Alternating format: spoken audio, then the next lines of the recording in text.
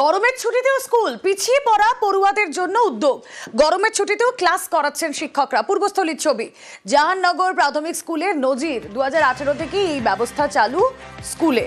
কথা বলবো, নবকুমার প্রতিনিধি রয়েছেন আমাদের সঙ্গে। নবকুমার, গরমের ছুটি একটা লং পিরিয়ডের জন্য থাকে, যাতে অনেক সময় দেখা যায় যে ফার্স্ট টার্মের আগে পরীক্ষার সিলেবাস তা শেষ করা সম্ভব হয় না, হাফ ইয়ারলির আগে সিলেবাস শেষ করা সম্ভব হয় না। সেক্ষেত্রে এই ভূমিকা, এই পদক্ষেপ সত্যিই নজিরবিহীন।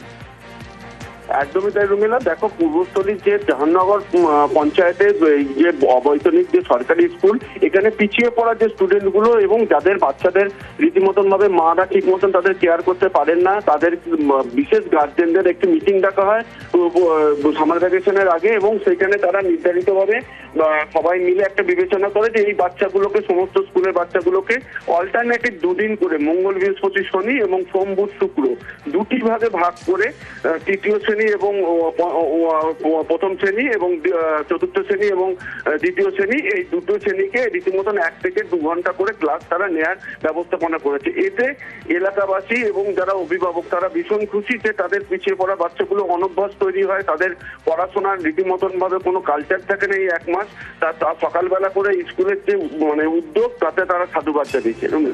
বেশ।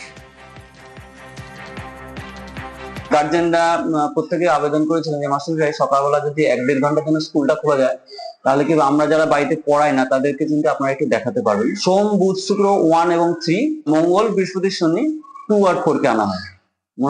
মূলত আমরা বাংলা, অঙ্ক, ইংরেজি, তার সঙ্গে সঙ্গে আমরা ড্রয়িং ক্লাস এবং কম্পিউটার ক্লাসটা চালু রেখেছি। পিছিয়ে পড়া স্টুডেন্টরা তো বাড়িতে পড়াশোনা করে না, এবার দীর্ঘদিন স্কুলে না আসা, ওরা সব যেটুকু শিখে সেটাও ভুলে যাবে। মূলত ওদের জন্যই আমরা এই উদ্যোগটা নিয়েছি।